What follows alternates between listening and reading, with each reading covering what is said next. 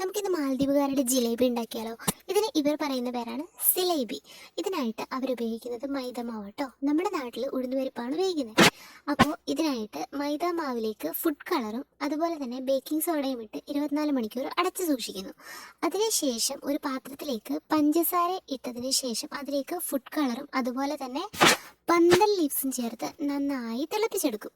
ഈ തിളച്ചു വരുന്നത് നമ്മുടെ വിരലിൽ ഒട്ടുന്ന പരുവാവുന്നത് വരെ തിളപ്പിക്കും.